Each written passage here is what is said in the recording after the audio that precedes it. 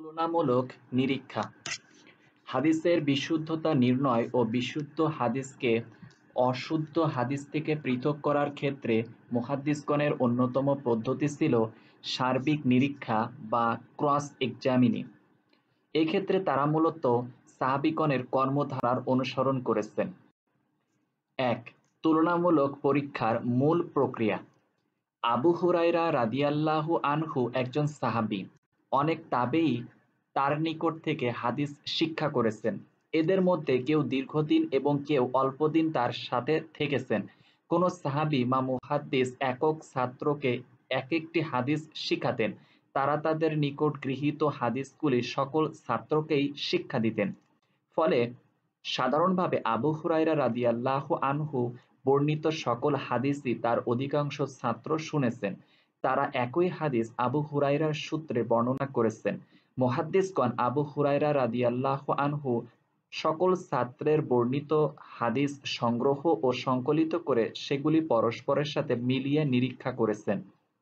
যদি দেখা যায় যে ৩০ জন তাবেঈ একটি হাদিস আবু হুরায়রা থেকে বর্ণনা করেছেন, তন্মধ্যে ২০ বা ২৫ জনের হাদিসের শব্দ একই প্রকার, কিন্তু বাকি ৫ বা ১০ জনের শব্দ অন্যরকম, তবে বোঝা যায় যে প্রথম ২০-২৫ জন হাদিসটি আবু হুরায়রা যে শব্দে বলেছেন হুবহু সেই শব্দে মুখস্থ ও লিপিবদ্ধ করেছেন, আর বাকি কয়জন হাদিসটি ভালোভাবে মুখস্থ রাখতে পারেনি। এতে তাদের মুখস্থ আর ধারণ শক্তির দুর্বলতা প্রমাণিত হলো।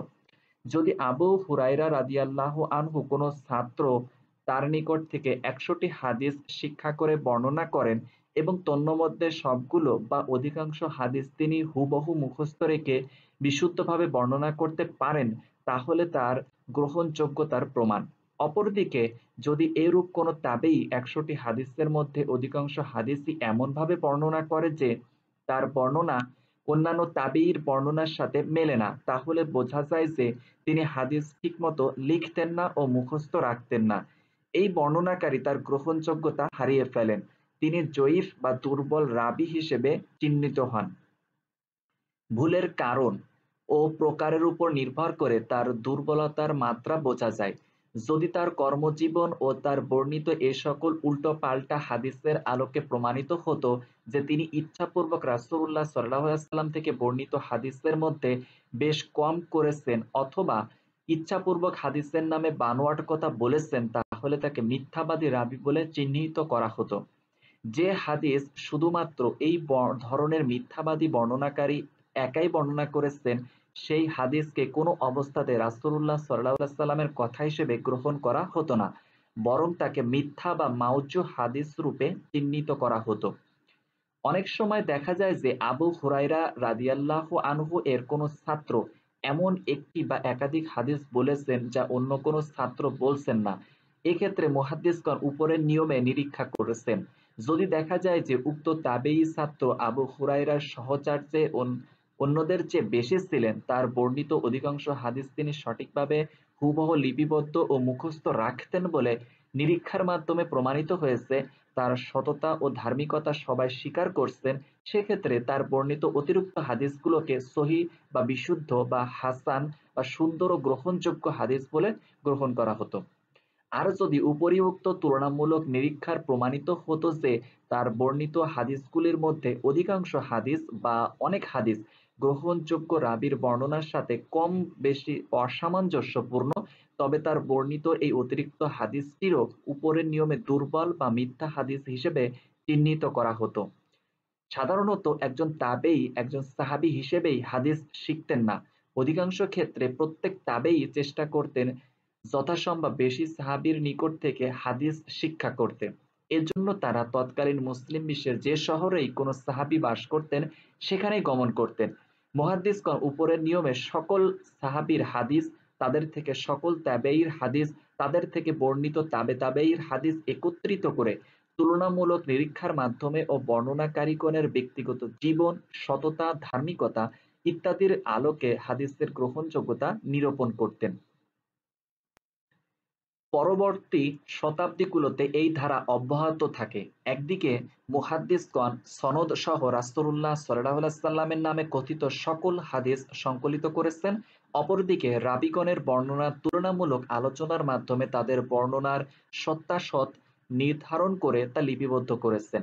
ইমাম তিরমিজি আবু ঈসা মুহাম্মদ ইবনু ঈসা বলেন, আমাদেরকে আলী ইবনু হুজুর বলেছেন, আমাদেরকে হাফস ইবনু সুলাইমান বলেছেন, আমি কাসির ইবনু জাজান থেকে, আমি আসিম ইবনু দামুরাহ থেকে, তিনি আলী ইবনু আবু তালিব থেকে। রাসূলুল্লাহ সাল্লাল্লাহু আলাইহি সাল্লাম বলেছেন, যে ব্যক্তি কোরআন পাঠ করবে, মুখস্থ করবে, কোরআনের হালালকে হালাল হিসেবে পালন করবে, হারামকে হারাম হিসেবে বর্জন করবে, আল্লাহ তাকে জান্নাতে প্রবেশ করাবেন এবং তার পরিবারের 10 ব্যক্তির বিষয়ে তার সুপারিশ কবুল করবেন, যাদের প্রত্যেকের জন্য জাহান্নামের শাস্তি নির্ধারিত হয়ে গিয়েছিল।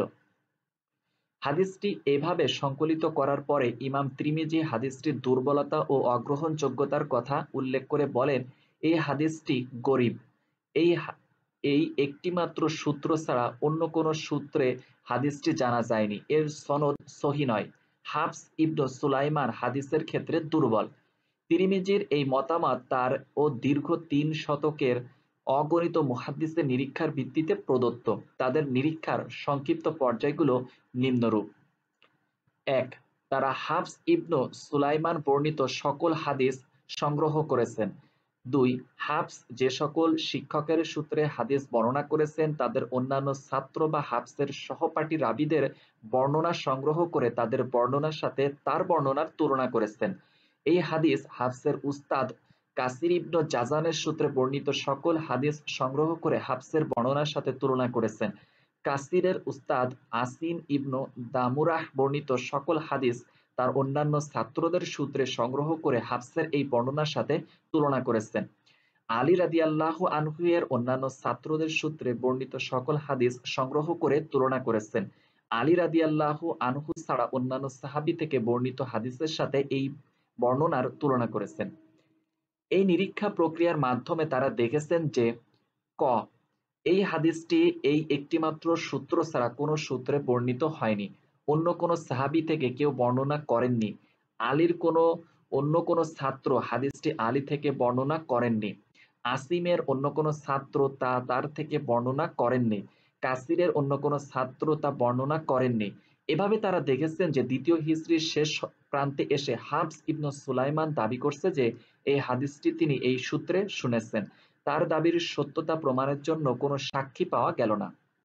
খ এই প্রক্রিয়ার মাধ্যমে হাদিসটি গ্রহণযোগ্যতা প্রশ্নের সম্মুখীন হলো, কারণ সাধারণভাবে এরূপ ঘটে না যে আলী রাদিয়াল্লাহু আনহু বর্ণিত একটি হাদিস তার ছাত্রের মধ্যে অসীম ছাড়া কেউ জানবে না। আবার আসিম একটি হাদিস শেখাবেন তা একটিমাত্র জাজান ছাড়া কেউ জানবেন না। আবার জাজান একটি হাদিস শেখাবেন তা হাফস ছাড়া কেউ জানবেন না।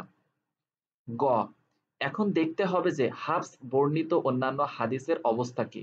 মুহাদ্দিসগণ নিরীক্ষার মাধ্যমে দেখেছেন যে হাফস তার উস্তাদ জাজান এবং অন্যান্য সকল উস্তাদের ক্ষেত্রে সূত্রে যত হাদিস বর্ণনা করেছেন প্রায় সবই ভুলে ভরা। এজন্য তারা নিশ্চিত হয়েছেন যে হাফস যদিও কুরআনের বড় কারি ও আলিম ছিলেন, কিন্তু তিনি হাদিস বর্ণনায় দুর্বল ছিলেন। তিনি ইচ্ছাকৃত মিথ্যা না বললেও অনিচ্ছাকৃত ভুল বা মিথ্যা করতেন খুব বেশি। এজন্য তাকে দুর্বল ও পরিত্যক্ত বলে গণ্য করেছেন। হাদিস বর্ণনাকারী বা রাবীর বর্ণনার যথার্থতা নির্ণয়ের এই সূক্ষ্ম বৈজ্ঞানিক পদ্ধতি অনেকেই বুঝতে পারেন না। ফলে মুহাদ্দিস যখন কোনো রাবী বা হাদিসের বিষয়ে বিধান প্রদান করেন তখন তারা অবাক হয়েছেন বা আপত্তি করেছেন। কেউ বলেছেন এ হলো রাসূলুল্লাহ সাল্লাল্লাহু আলাইহি সাল্লামের কথা বিচারের ধৃষ্টতা। কেউ বলেছেন এ হলো অকারণে, না জেনে বা আন্দাজে নেককার মানুষদের সমালোচনা। বর্তমান যুগেই নয়, ইসলামের প্রথম যুগগুলিতেও অনেক মানুষ এই প্রকার ধারণা পোষণ করত।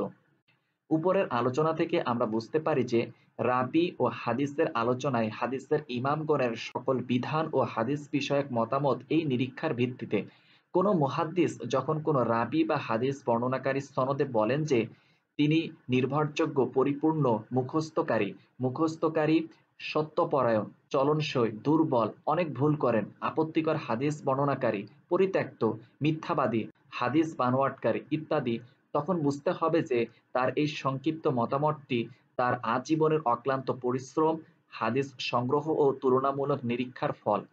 অনুরূপভাবে যদি তিনি কোনো হাদিসের বিষয়ে বলেন হাদিসটি সহিহ, জয়ীফ, আপত্তিকর, বানোয়াট, মুরসাল, সহিহ হলো যে হাদিসটি সাহাবীর বাণী ইত্যাদি, তাহলেও আমরা বুঝতে পারি যে তিনি তার আজীবনের সাধনার নির্যাস আমাদেরকে দান করেছেন। এভাবে আমরা মুহাদ্দিসগণের কর্মধারা সম্পর্কে জানতে পারি। এবার আমরা এই কর্মধারার গুরুত্বপূর্ণ দিকগুলি আলোচনা করব। 2. নিরীক্ষামূলক প্রশ্নাবলী। মুহাদ্দিসগণ নিরীক্ষামূলক প্রশ্নের মাধ্যমে রাবীর ইচ্ছাকৃত বা অনিচ্ছাকৃত মিথ্যা যাচাই করার চেষ্টা করতেন। এই বিষয়ে 2-1টি ঘটনা দেখুন। 1. দ্বিতীয় হিজরি শতকের একজন তাবেঈ উফাইর ইবনু মাদান বলেন, ওমর ইবনু মুসা আল ওয়াজিহি আমাদের নিকট হিমস শহরে আগমন করেন। আমরা হিমসের মসজিদে তার নিকট সমাবেত হই। তিনি বলতে থাকেন, আপনাদের নেককার শাহেক আমাদেরকে হাদিস বলেছেন। আমরা বললাম, নেককার শাহেক বলতে কাকে বোঝাচ্ছেন? তিনি বললেন, খালিদ ইবনু মাদান।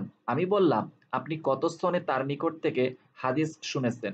তিনি বলেন, আমি 108 হিজরিতে তার নিকট হাদিস শিক্ষা করি। আমি বললাম, কোথায় তার সাথে আপনার সাক্ষাৎ হয়েছিল?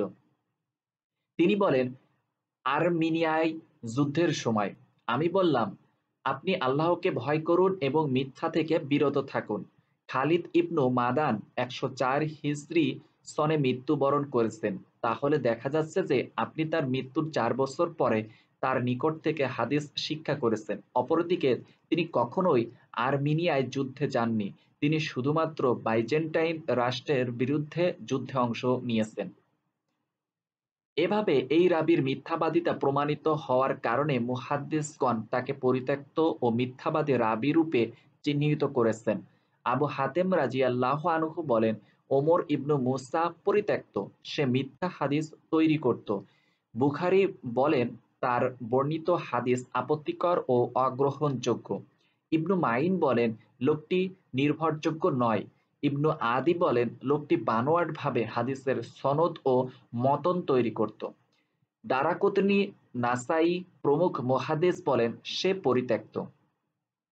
2 নম্বর ঘটনা, আবুল ওয়ালিদ তাইয়ালিসি হিশাম ইবনু আব্দুল মালিক বলেন, আমি আমির ইবনু আবি আমের আল খাজ্জাজ এর নিকট থেকে হাদিস লিপিবদ্ধ করতে শুরু করেছিলাম।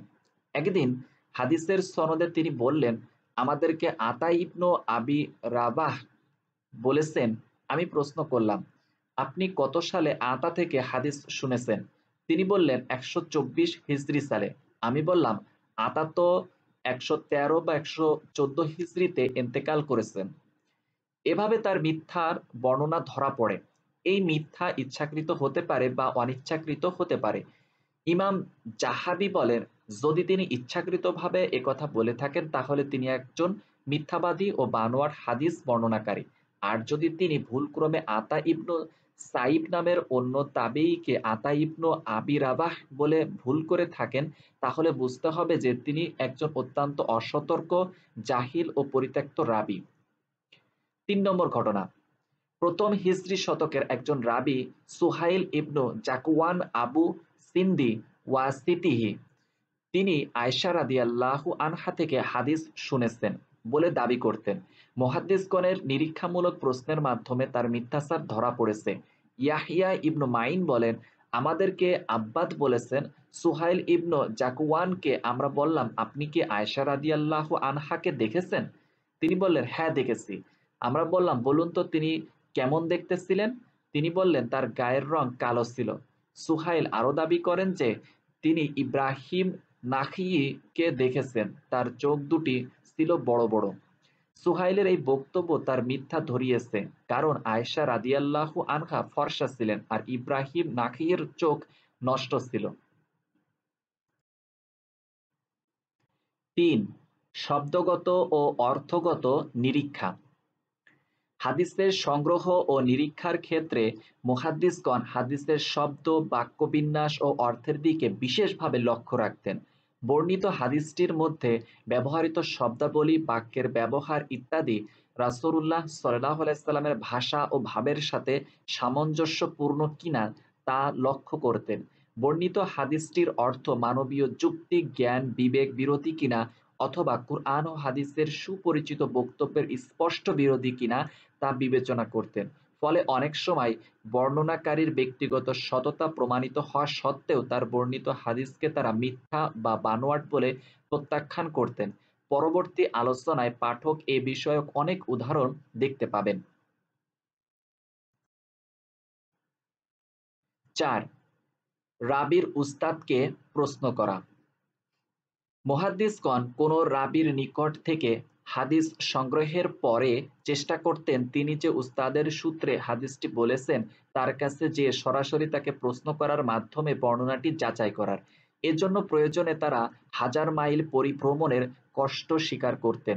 উক্ত শিক্ষকের মৃত্যুর কারণে তার নিকট প্রশ্ন করা সম্ভব না হলে তার অন্যান্য ছাত্রের বর্ণনা সংগ্রহ করে তুলনা করতেন। এই জাতীয় একটি ঘটনা উল্লেখ করছি। দ্বিতীয় হিজরি শতকের একজন তাবেঈ হাদিস বর্ণনাকারী রাবি হাসান ইবনু উমারাহ আল বাজালি তিনি বড় আলেম ও ফকিহ ছিলেন এবং কিছুদিন বাগদাদের বিচারপতি ছিলেন, কিন্তু হাদিস বর্ণনার ক্ষেত্রে তিনি খুবই দুর্বল ছিলেন। সমকালীন নাকিদ বা সমালোচক হাদিসের ইমামগণ তুলনামূলক নিরীক্ষার মাধ্যমে তার দুর্বলতা প্রমাণিত করেন। এই বিষয়ে দ্বিতীয় হিজরির অন্যতম শ্রেষ্ঠ মুহাদ্দিস নাকিদ ও ইমাম আল্লামা শুবা ইবনুল হাজ্জাজ বলেন, হাসান ইবনু উমারাহ আমাকে 7টি হাদিস বলেন। তিনি বলেন যে তিনি হাদিসগুলো হাকাম ইবনু উতাইবাহ এর নিকট থেকে শুনেছেন। তিনি ইয়াহইয়াহ ইবনুল হাজ তিনি ইয়াহইয়াহ ইবনুল জাজ্জার থেকে শুনেছেন। আমি হাকাম ইবনু উতাইবাহ এর সাথে সাক্ষাৎ করে সেগুলি সম্পর্কে জিজ্ঞাসা করি। তিনি বলেন, এগুলির মধ্যে একটি হাদিসও আমি বলিনি। আবু দাউদ তালিসি সুলাইমান ইবনু দাউদ বলেন, শুবা আমাকে বলেন, আমাকে হাসান ইবনু উমারাহ বলেন, আমাকে হাকাম ইবনু উতাইবাহ বলেছেন, আব্দুর রহমান ইবনু আবি লাইলা বলেছেন, আলী রাদিয়াল্লাহু আনহু বলেছেন, উহুদের শহীদগণকে গোসল দেওয়া হয়, কাফন পরানো হয় এবং জানাজার সালাত আদায় করা হয়। এরপর আমি হাকামের নিকট গমন করে উহুদের শহীদের বিষয়ে জিজ্ঞাসা করি। তিনি বলেন, তাদের গোসল করানো হয়নি এবং কাফন পরানো হয়নি। আমি বললাম, তাহলে হাসান ইবনু উমারাহ যে আপনার সূত্রে এইসব কথা বর্ণনা করছে? তিনি বলেন, আমি কখনোই তাকে এই হাদিস বলিনি।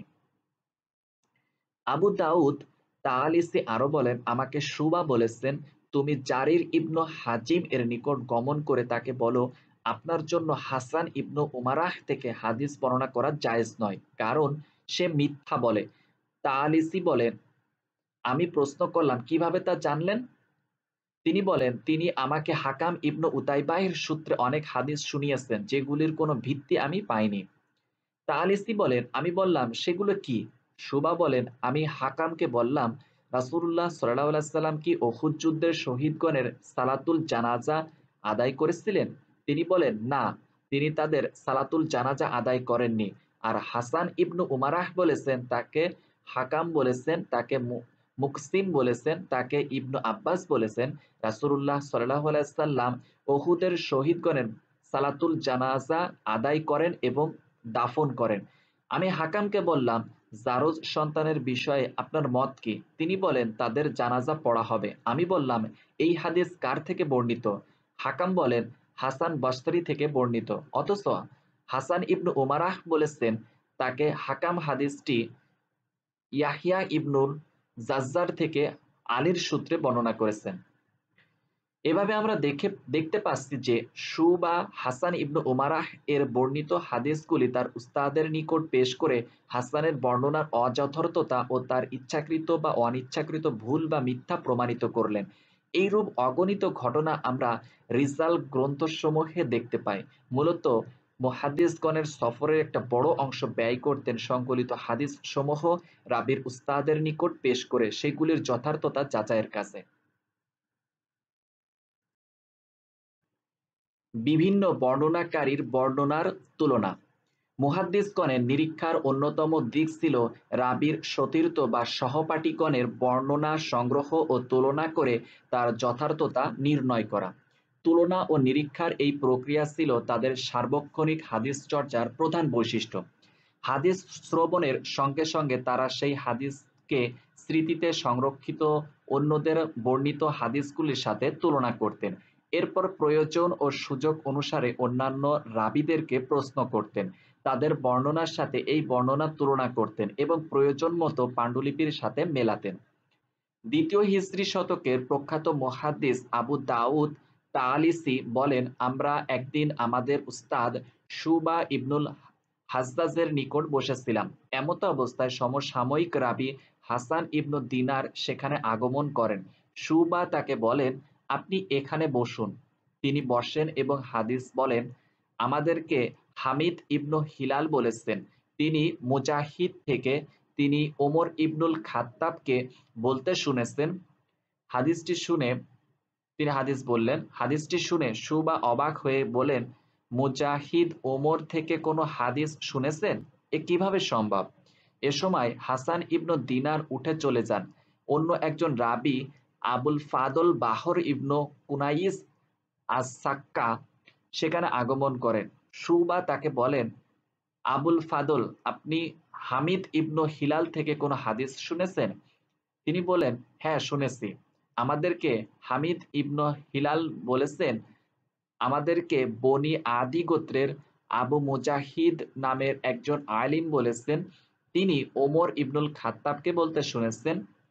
হাদিসটি বললেন। তখন শুবা বলেন, তাহলে এই হলো আসল বিষয়। হাসান ইবনু দিনার তার হাদিস বর্ণনায় ভুল করেছেন। প্রসিদ্ধ রাবী মুজাহিদের জন্ম ওমর ইবনুল খাত্তাব এর শাহাদাতের ২-১ বছর পূর্বে। তিনি ওমরের নিকট থেকে কোনো হাদিস শোনেননি। তিনি ইচ্ছাকৃত বা অনিচ্ছাকৃতভাবে রাবীর নামে ভুল করেছেন।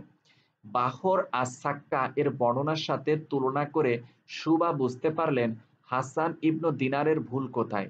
তিনি হামিদ ইবনু হিলালের উস্তাদের নাম ঠিকমতো মনে রাখতে পারেননি। এতে প্রমাণিত হয় যে তিনি ইচ্ছাকৃত মিথ্যা না বললেও অনিচ্ছাকৃত মিথ্যা বলেন। তিনি হাদিস নির্ভুলভাবে মুখস্থ রাখতে বা বর্ণনা করতে পারেননি।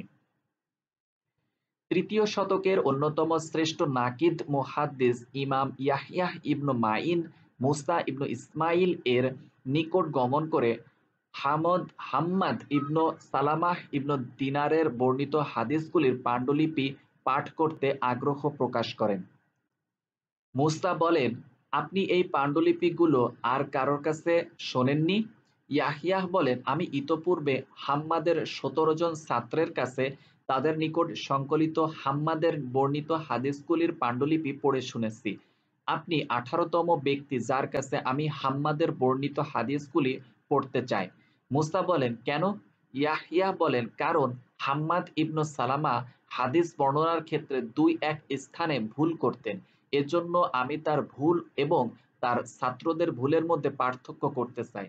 যদি দেখি যে হাম্মাদের সকল ছাত্রই একইভাবে বর্ণনা করেছেন, তাহলে বুঝতে পারবো যে হাম্মাদ এভাবেই বলেছেন এবং এভাবে ভুল হলে তা হাম্মাদেরই ভুল।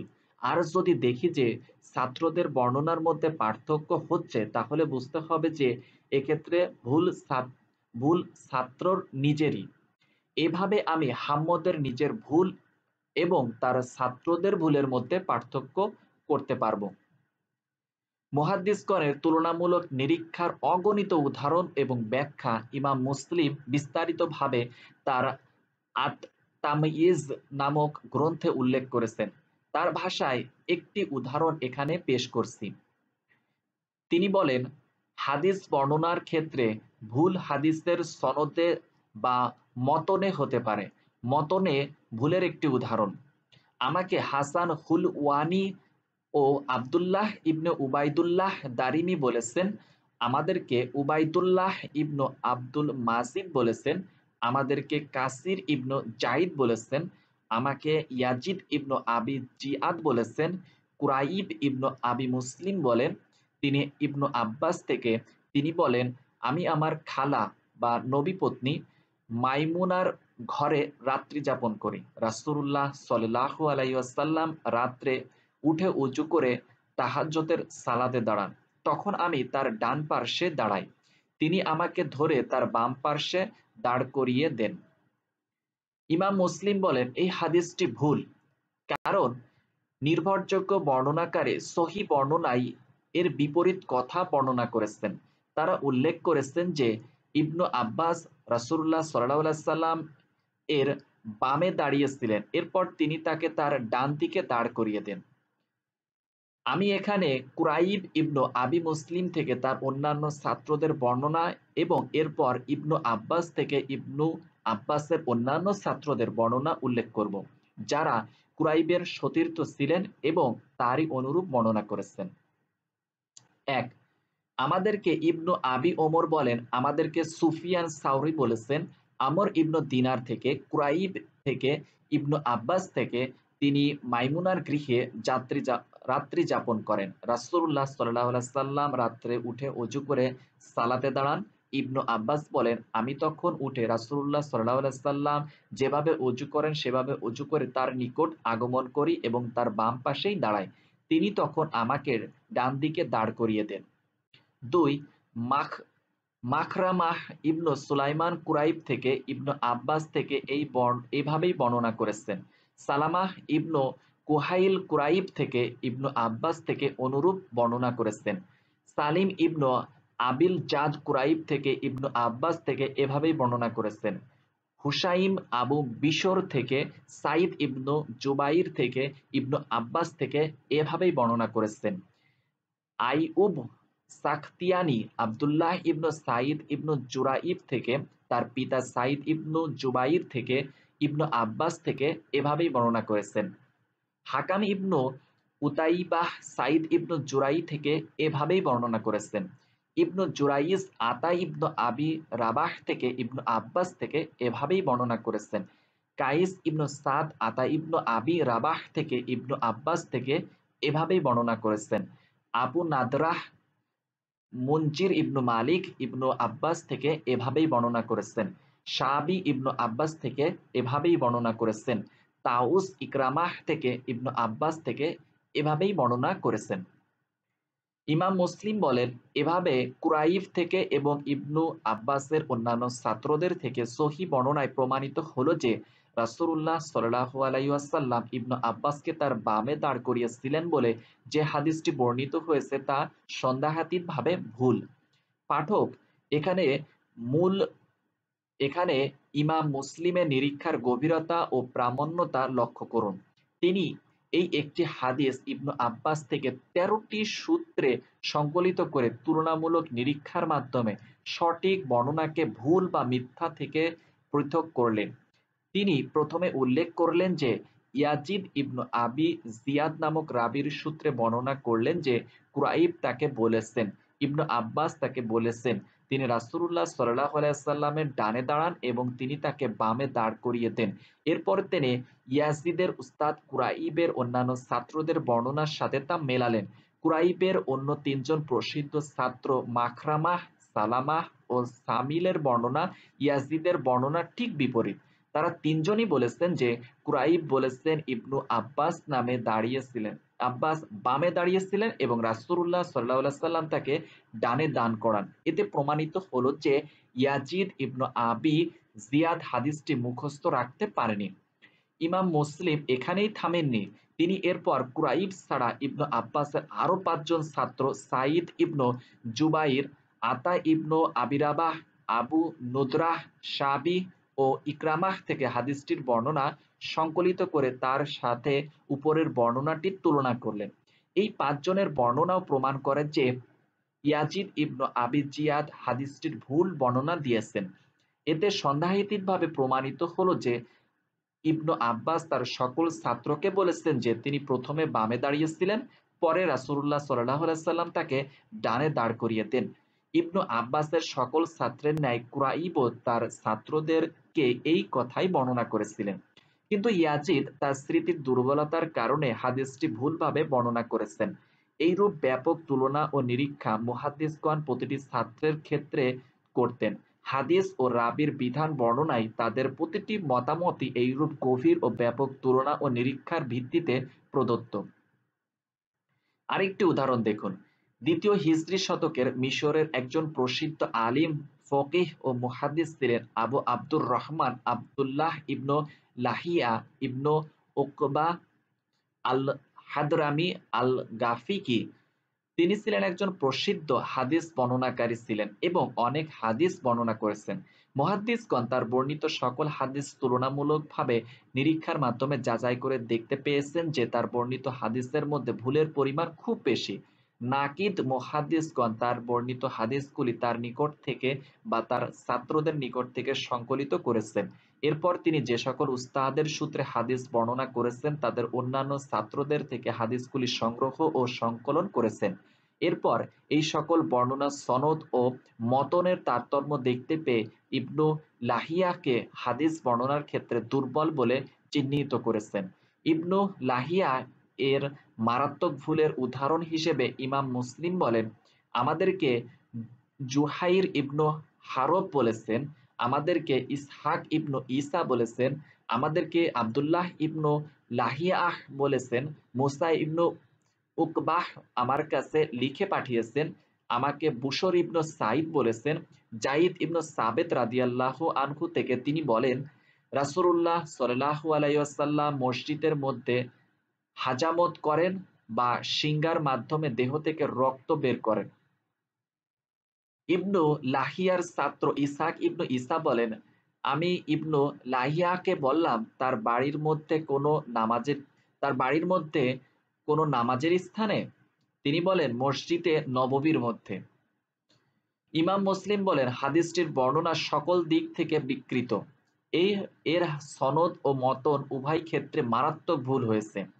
ইবনু লাহিয়া এর মতনের শব্দ বিকৃতি করেছেন এবং সনদে ভুল করেছেন। এই হাদিসের সহি বিবরণ আমি উল্লেখ করছি।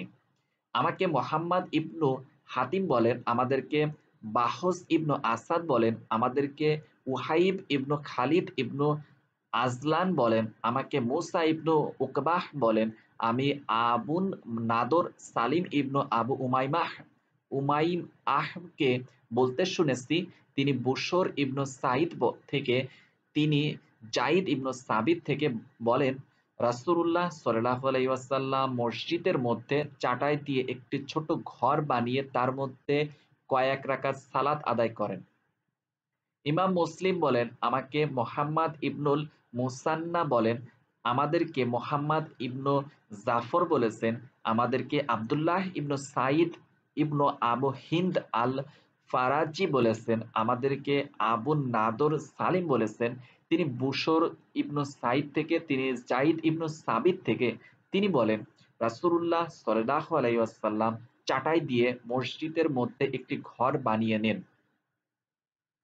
ইমাম মুসলিম বলেন, এভাবে আমরা সঠিক বর্ণনা পাচ্ছি উহাইব ইবনু খালিদ থেকে, মুসা ইবনু উকবা থেকে, আবুন নাদর থেকে। এছাড়া আব্দুল্লাহ ইবনু সাইদ ইবনু আবি হিন্দ আল ফারাজি দ্বিতীয় সূত্রে আবুন নাদর থেকে যে বর্ণনা করেছেন তাও উল্লেখ করলাম। ইবনু লাহিয়া এখানে হাদিসের মতন বর্ণনার ভুল করেছেন।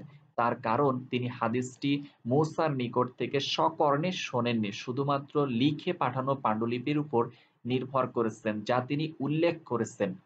যারা মুহাদ্দিসের নিজের মুখ থেকে স্বকর্ণে না শুনে বা মুহাদ্দিসের নিজে পড়ে না শুনিয়ে শুধুমাত্র লিখিত পাণ্ডুলিপির উপর নির্ভর করে হাদিস বর্ণনা করেন, তাদের সকলের ক্ষেত্রেই আমরা এর বিকৃতির ভয় পাই।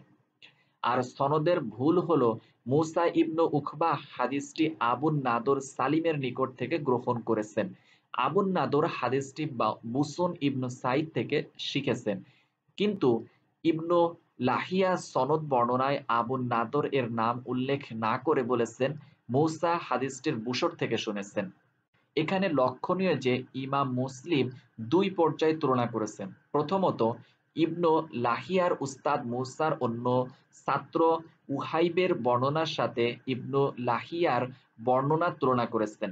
দ্বিতীয় পর্যায়ে মূসার উস্তাদ আবনু নাদরের অন্য ছাত্রের বর্ণনার সাথে মূসার দুই ছাত্রের বর্ণনার তুলনা করেছেন। উভয় বর্ণনা প্রমাণ করে যে ইবনু লাহিয়া সনদ বর্ণনায় ও মতন উল্লেখে মারাত্মক ভুল করেছেন। ৬. বিভিন্ন সময়ের বর্ণনার মধ্যে তুলনা করা। সাক্ষ্য ও বক্তব্যে নির্ভুলতা যাচাইয়ের অন্যতম পদ্ধতি বর্ণনাকারীকে বিভিন্ন সময়ে একই বিষয়ে প্রশ্ন করা। এই পদ্ধতি সাহাবীগণ ব্যবহার করতেন হাদিস বর্ণনাকারীর বর্ণনার নির্ভুলতা যাচাইয়ের জন্য। পরবর্তী মুহাদ্দিসগণ এই পদ্ধতি বর্ণনা করতেন। এখানে দুটি উদাহরণ উল্লেখ করছি।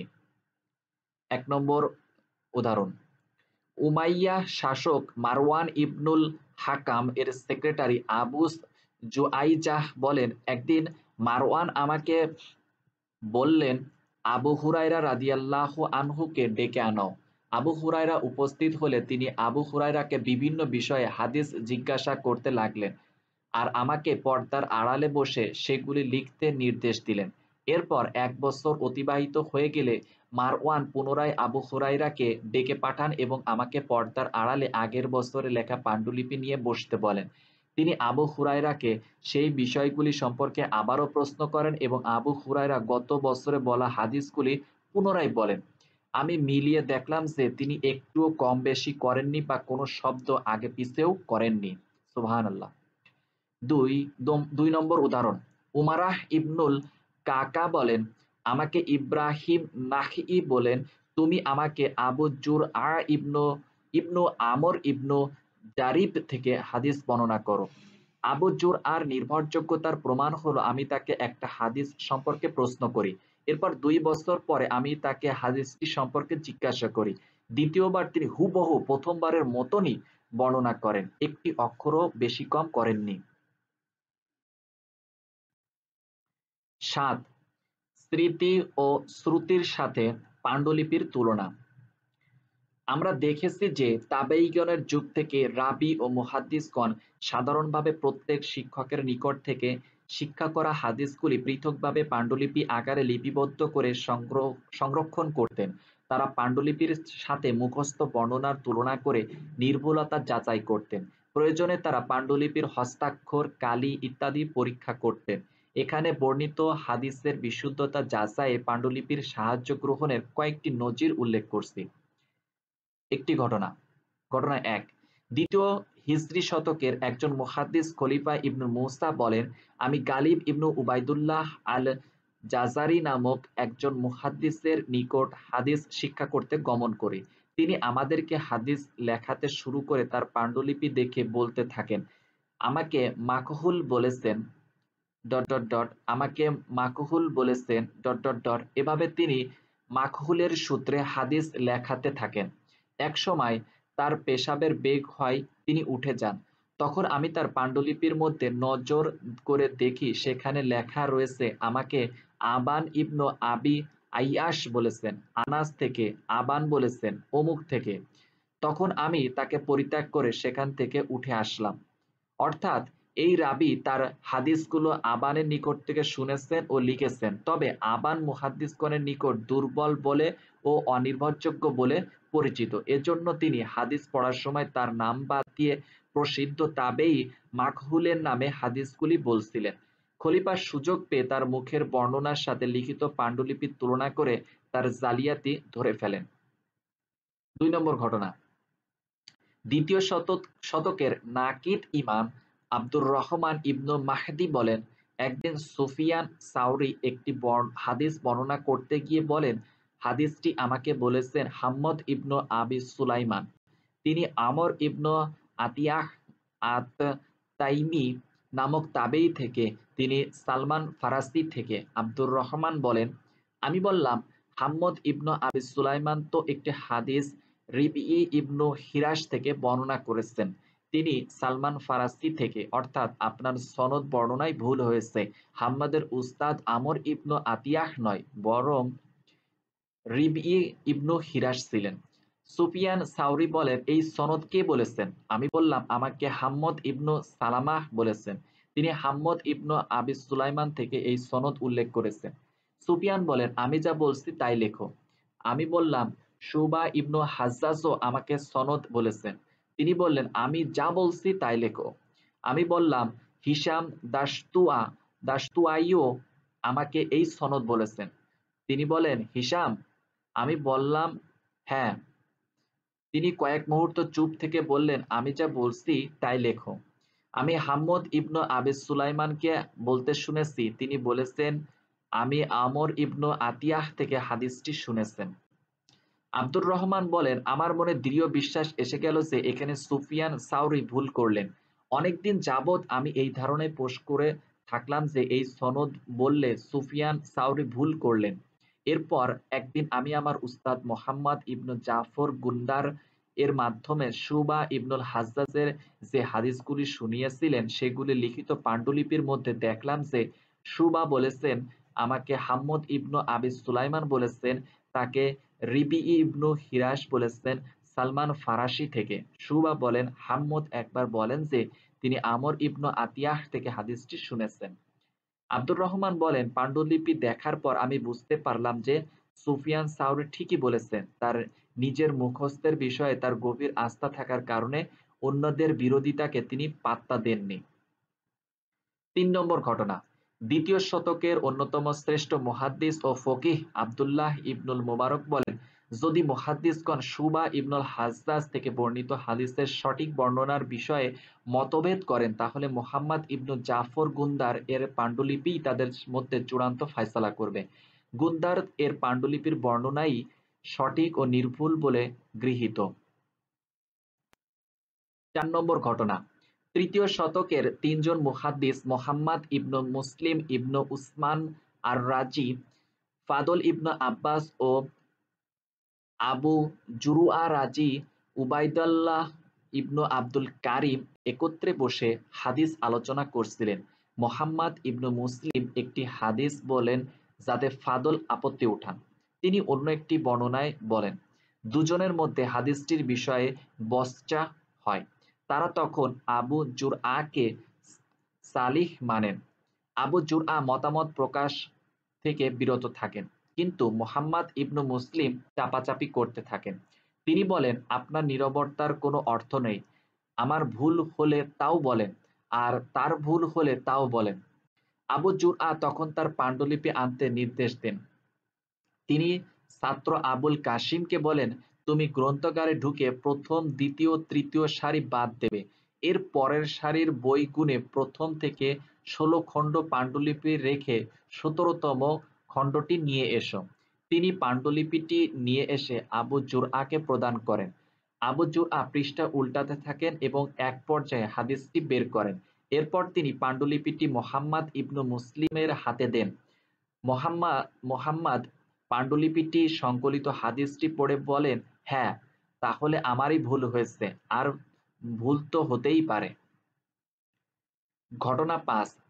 তৃতীয় হিজরির একজন প্রসিদ্ধ মুহাদ্দিস আব্দুর রহমান ইবনু ওমর আল ইস্পাহানি, তিনি একদিন হাদিসের আলোচনাকালে আবু জুরআ রাদিয়াল্লাহু আনহু ও আবু হাতিম রাদিয়াল্লাহু আনহু মোহাম্মদ ইবনু ইদ্রিস উভয়ের উপস্থিতিতে একটি হাদিস বর্ণনা করে বলেন, আমাদেরকে আব্দুর রহমান ইবনু মাহদি বলেছেন, তিনি সুফিয়ান সাউরি থেকে, তিনি আমাশ থেকে, তিনি আবু সালিহ থেকে, তিনি আবু হুরায়রা থেকে। রাসূলুল্লাহ সাল্লাল্লাহু আলাইহি সাল্লাম বলেছেন, জহরের সালাত ঠান্ডা থেকে আদায় করবে, কারণ উত্তাপের কাঠিন্য জাহান্নামের প্রশ্বাস থেকে। এ কথা শুনেই প্রতিবাদ করেন আবু জুরআ রাদিয়াল্লাহু আনহু। তিনি বলেন, আপনি তাবেঈ আবু সালিহ এর উস্তাদ সাহাবীর নাম আবু হুরায়রা উল্লেখ করে ভুল বললেন। সকলেই তো হাদিসটি তাবেঈ আবু সালিহ এর মাধ্যমে সাহাবী আবু সাঈদ খুদরির সূত্রে বর্ণনা করেন। কথাটি আব্দুর রহমানের মনে খুবই লাগলো। তিনি বাড়ি ফিরে নিজের নিকট রক্ষিত পাণ্ডুলিপি পরীক্ষা করে আবু জুরআর কাছে চিঠি লিখে বলেন, আমি আপনাদের উপস্থিতিতে একটি হাদিস আবু হুরায়রার সূত্রে বর্ণনা করেছিলাম। আপনি বলেছিলেন যে আমার বর্ণনা ভুল। সবাই হাদিসটি আবু সাঈদের সূত্রে বর্ণনা করেন। কথাটি আমার মনে খুবই আঘাত করেছিল। আমি বিষয়টি ভুলতে পারিনি। আমি বাড়িতে ফিরে আমার নিকট সংরক্ষিত পাণ্ডুলিপি পরীক্ষা করে দেখেছি। সেখানে দেখলাম যে হাদিসটি আবু সাঈদের সূত্রেই বর্ণিত। যদি আপনার কষ্ট না হয় তাহলে আবু হাতিম ও অন্য সকল বন্ধুকে জানিয়ে দেবেন যে আমার ভুল হয়েছিল। আল্লাহ আপনাকে পুরস্কৃত করুন। ভুল স্বীকার করে লজ্জিত বা অপমানিত হওয়া জাহান্নামের আগুনে পোড়ার চেয়েও উত্তম। ঘটনা 6। তৃতীয় হিজরি শতকের অন্যতম মুহাদ্দিস সুলাইমান ইবনু হারব বলেন, আমি যখন আমার সমসাময়িক প্রসিদ্ধ নাকিদ মুহাদ্দিস ইয়াহইয়া ইবনু মাইনের সাথে বিভিন্ন হাদিস আলোচনা করতাম, তখন তিনি মাঝে মাঝে বলতেন এই হাদিসটি ভুল। আমি বলতাম এর সঠিক রূপ কি হবে? তিনি বলতেন তা জানি না, কিন্তু আমি আমার পাণ্ডুলিপি দেখতাম, আমি দেখতে পেতাম যে তার কথাই ঠিক, হাদিসগুলি পাণ্ডুলিপিতে অন্যভাবে লেখা রয়েছে। ঘটনা 7। ইমাম আহমদ ইবনু হাম্বলকে প্রশ্ন করা হয়, আবুল ওয়ালিদ কি পরিপূর্ণ নির্ভরযোগ্য? তিনি বলেন, না, তার পাণ্ডুলিপিগুলোতে নোক্তা দেওয়া ছিল না, হজরত এবং হরকত দেওয়া ছিল না। তবে তিনি শুবা ইবনুল হাজ্জাজের নিকট থেকে যে হাদিসগুলি শুনিয়েছিলেন ও লিখেছিলেন সেগুলি তিনি বিশুদ্ধভাবে বর্ণনা করেছিলেন। ঘটনা 8। তৃতীয় শতকের একজন হাদিস বর্ণনাকারী ইয়াকুব ইবনু হুমাইদ ইবনু কাসিব ইমাম আবু দাউদ বলেন, ইয়াকুব এর বর্ণিত হাদিসগুলির মধ্যে অনেক হাদিস দেখতে পেলাম যেগুলি অন্য কেউ এভাবে বর্ণনা করেননি। এজন্য আমরা তাকে তার মূল পাণ্ডুলিপিগুলো দেখাতে অনুরোধ করি। তিনি কিছুদিন যাবৎ আমাদের অনুরোধ উপেক্ষা করেন। এরপর তিনি তার পাণ্ডুলিপি বের করে আমাদেরকে দেখান। আমরা দেখলাম তার পাণ্ডুলিপিতে অনেক হাদিস নতুন তাজা কালি দিয়ে লেখা। পুরাতন কালি এবং নতুন কালির মধ্যে পার্থক্য ধরা পড়ে। আমরা দেখলাম অনেক হাদিসের সনদের মধ্যে রাবীর নাম ছিল না, তিনি সেখানে নতুন করে রাবীর নাম বসিয়েছেন। কোনো কোনো হাদিসের ভাষার মধ্যে অতিরিক্ত শব্দ বা বাক্য যোগ করেছেন। এজন্য আমরা তার হাদিস গ্রহণ করা থেকে বিরত থাকি। ঘটনা 9। চতুর্থ হিজরি শতকের অন্যতম মুহাদ্দিস আবু আহমদ আবদুল্লাহ ইবনু আদি বলেন, মোহাম্মদ ইবনুল আশ নামক এক ব্যক্তি মিশরে বসবাস করতেন এবং হাদিস বর্ণনা করতেন। আমি হাদিস সংগ্রহের সফরকালে মিশরে তার নিকট গমন করি। তিনি আমাদেরকে একটি পাণ্ডুলিপি বের করে দেন। পাণ্ডুলিপির কালি তাজা এবং কাগজ নতুন।